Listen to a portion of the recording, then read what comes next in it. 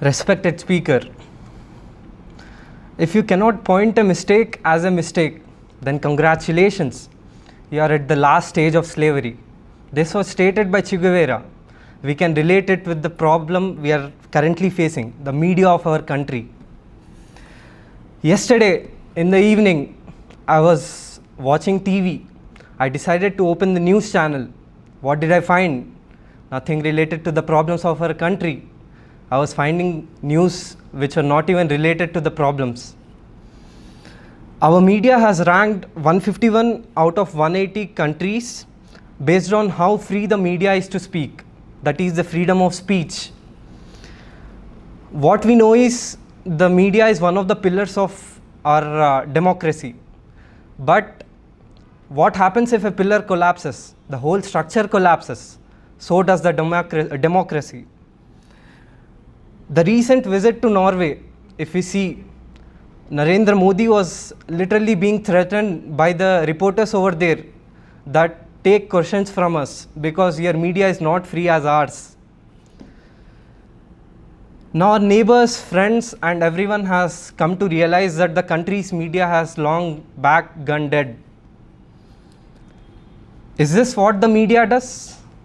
Is this what actually we want the media to do?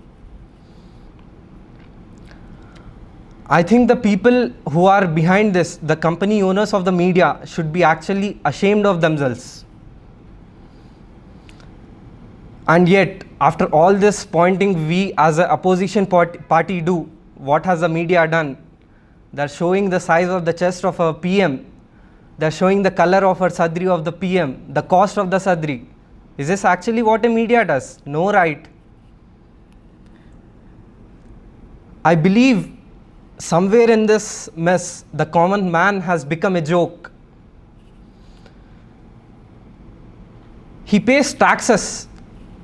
The parliament runs on taxes, and yet nothing pertaining to the person towards who is funding us is being discussed in the parliament.